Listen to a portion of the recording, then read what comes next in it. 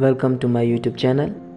सो अस्सलामुअलैकुम, और ये मेरा पहला व्लॉग है। तो आज हम लोग पटना से बेंगलोर जा रहे हैं, जो कि हम लोग फ़र्स्ट ऑफ़ ऑल अपने यहाँ हसनपुरा स्टैंड से मैं गाड़ी का इंतज़ार कर रहा हूँ और मेरी गाड़ी आएगी। उसके बाद हम सिवान जाएंगे और सिवान जाने के बाद फिर हम लोग ट्रेन से जाएंगे पटना। तो चलिए, मैं गाड़ी में बैठ गया हूँ। अब हम लोग सिवान जा रहे हैं और इंशाल्लाह अल्लाह से दुआ है हमारी सफ़र अच्छे से हो। और हम लोग पहुँचते हैं फिर सिवान ढाला। और यहाँ पर हम अकेले नहीं हैं, मेरा दोस्त और हम 2 आदमी जो कि बेंगलोर जा रहे हैं। और हम लोग ढाला साइड से जा रहे हैं। सिवान स्टेशन पर पहुँचते हैं और फिर मुलाकात होती है वहाँ हमारे कुछ दोस्तों से जो कि हमें छोड़ने आए थे। हम जिस ट्रेन से पटना जाने वाले हैं वो ट्रेन ऑलरेडी आकर प्लेटफॉर्म नंबर 2 पर लग चुकी है। सो अब हम लोग जाएंगे ट्रेन में और हमारे दोस्त अल्हम्दुलिल्लाह हमें छोड़ने आए थे। अब हम चलते हैं सिवान से और ये हमारा प्यारा सिवान जंक्शन। मैं आपको बतला दूं कि मैं एक एसी टेक्नीशियन हूं, जो कि मैं अब जा रहा हूं बेंगलोर एसी के काम के लिए। फाइनली अब हम लोग पहुंच जाते हैं पटना। अब हम लोग पहुंचेंगे पटना से दानापुर के लिए और हम लोग देखते हैं कुछ लोग अपनी ज़िंदगी ऐसे बसर कर रहे हैं। तो हमें चाहिए कि हम भी अल्लाह को शुक्र अदा करके अपनी ज़िंदगी को बसर करें और नाशुक्री बिल्कुल ना करें। सो दोस्तों, अब हम लोग पहुंचते हैं दानापुर रेलवे स्टेशन, जहां से हमारी ट्रेन बेंगलोर के लिए जाएगी। तो ये रहा बाहर का कुछ नज़ारा दानापुर रेलवे स्टेशन का। और फिर हम लोग जा रहे होते हैं प्लेटफॉर्म नंबर 5 पर और फिर पहुंचते हैं तो देखते हैं कि काफ़ी भीड़ रहती है। ये वही पैसेंजर हैं जो कि बेंगलोर जाने वाले हैं। तो हम लोग ट्रेन में बैठ चुके थे और दानापुर को बाय बाय बोलते हैं, क्योंकि आज से हमें 3 दिन का सफ़र करना है। और फिर मैं अगले मॉर्निंग सुबह उठता हूँ तो क्या देखता हूँ कि हमारी ट्रेन रुकी हुई है और न जाने कौन सा जगह था, ये मालूम नहीं था क्योंकि स्टेशन पे नहीं रुकी हुई थी। सो दोस्तों, अब हम लोग सफ़र का लेंगे मज़ा। तो चलिए, आई थिंक हमारी ट्रेन जो कि मध्य प्रदेश में शायद पहुंच गई रहती है। अब बारी है इन मध्य प्रदेश के जंगलों और पहाड़ों को देखने का। तो माशाल्लाह ये हरियालियाँ, अल्हम्दुलिल्लाह अल्लाह तबारक व तआला ने इस अजीम शान दुनिया को बनाया है। माशाल्लाह बड़ा ही प्यारा है। और भी न जाने ऐसे कितनी ऐसी जगह हैं जो बहुत प्यारी प्यारी हैं। तो ज़रा सोचें कि अल्लाह तबारक व तआला ने जब इस दुनिया को इतना खूबसूरत बनाया है तो फिर जन्नत को क्या ही हसीन, कितना हसीन बनाया होगा। और अगर हमें जन्नत चाहिए तो हमें चाहिए कि अल्लाह और उसके रसूल की इताअत करें और अल्लाह की हर नेमत का शुक्र अदा करें। और चलिए, अब हम लोग गुफ़ा के अंदर एंट्री करने वाले हैं। तो काफ़ी भयानक, आई थिंक मैं बोलूँ तो प्यारा भी और भयानक भी, जो डरता है, क्योंकि काफ़ी अंधेरा पड़ने वाला है। और ये पहला गुफ़ा है, आई थिंक दूसरा गुफ़ा है, शायद पहला गुफ़ा मुझसे मिस हो गया था।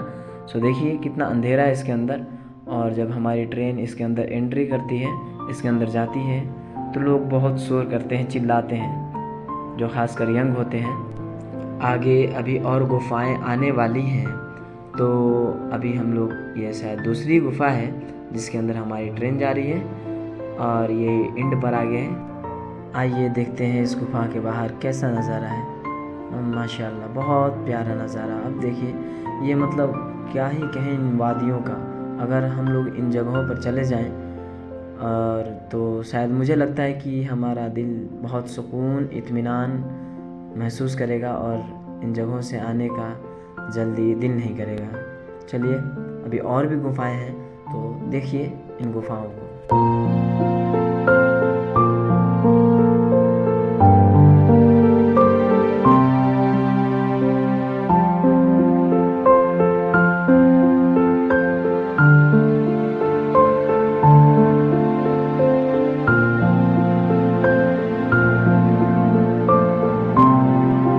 देखिए इन जगहों को, कितना ही प्यारा है ना।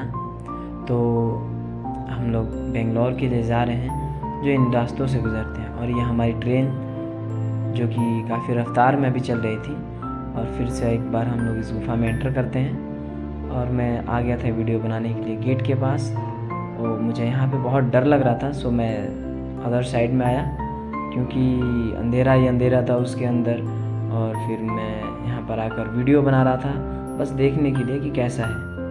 और फिर हम लोग इस गुफ़ा से बाहर आते हैं। तो ये थी वो गुफ़ाएं जहाँ से हमारी ट्रेन गुज़रती है। और फिर हम कुछ सफ़र करने के बाद पहुँचते हैं नागपुर जंक्शन, जो कि महाराष्ट्र में ही पड़ता है।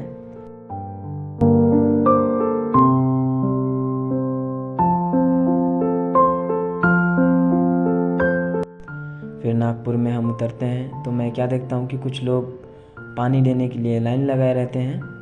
और फिर हम लोग ट्रेन से चल देते हैं नागपुर से बेंगलोर के लिए। ये हमारा नागपुर रेलवे स्टेशन है, जो कि अब हम लोग नागपुर को बोलेंगे बाय बाय। ये हमारा दूसरा दिन था, जो कि शाम हो चुका था और हमारी ट्रेन लगभग 7-8 घंटे लेट थी। तीसरे दिन मैं सोया रहता हूँ और मेरा दोस्त मुझे उठाता है और दिखाता है, इमरान ये देखो नदी, बहुत ही प्यारा मैं देखता हूँ तो मुझे बहुत अच्छा लगता है ये नदी को, इन नदियों को देखकर। और फिर आइए आगे देखते हैं कि हम लोग पहुँचते हैं शायद या आंध्र प्रदेश ही रहता है। तो मैं देखता हूँ कि यहाँ पर धान की खेती होती रहती है। फिर मैं सोचता हूँ कि हमारे गांव में तो धान की खेती मतलब वो ख़त्म हो चुका है, उसकी कटनी हो चुकी है और यहाँ पर अभी धान रोपा जा रहा है, बोया जा रहा है, उपजाया जा रहा है। तो ये माशाल्लाह हरियाली जो आपको दिख रही है ये धान की खेती की है। फिर हम लोग पहुँचते हैं परम्पुर स्टेशन पर। तो मैं पहले का वीडियो नहीं ले सका क्योंकि वहाँ पर कुछ लड़के थे जो कि हाथ से फ़ोन छीन कर भाग जाते हैं। तो अगर आप परम्पुर आ रहे हैं, परम्पुर के रास्ते, तो सतर्क रहें क्योंकि यहाँ पर कुछ ऐसा होता है कि ये कुछ लड़के हैं जो फ़ोन छीनते हैं हाथ से और लेके भाग जाते हैं। अब आप लोग देखेंगे वंदे भारत ट्रेन, तो ये ऑरेंज कलर की वंदे भारत ट्रेन है और हमारी ट्रेन का लाइन क्लियर नहीं रहता है, जिसकी वजह से 30-40 मिनट्स हम लोग इस स्टेशन पर वेट करते हैं। फिर हमारी ट्रेन को क्रॉस करती है वंदे भारत, जो लगभग 150 के स्पीड में रहती है अकॉर्डिंग टू मी, जहाँ तक मुझे लगता है। और ये वंदे भारत ट्रेन, और फिर हमारी ट्रेन वहाँ से चल देती है। और फिर हम लोग देखते हैं इन जगहों पर जहाँ पर बहुत ही ज़्यादा संख्या में नारियल का पेड़ हुआ रहता है।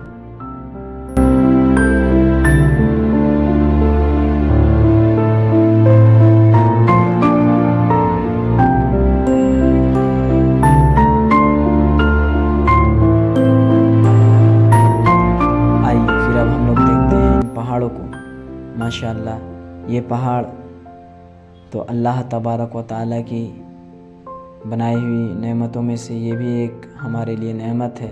ये पहाड़ हैं, ये तो कुछ नहीं है, अभी बहुत ऊंची ऊंची पहाड़ें हैं। तो बहुत से ऐसी जगह हैं जो बहुत ऊंची ऊंची पहाड़ें हैं। फ़िलहाल हमारी ट्रेन इन पहाड़ों वाले रास्ते से गुज़र रही है, सो मैं इन पहाड़ों को आपको दिखा रहा हूँ। तो चलिए आगे फिर देखते हैं अभी कैसे कैसे क्या होता है।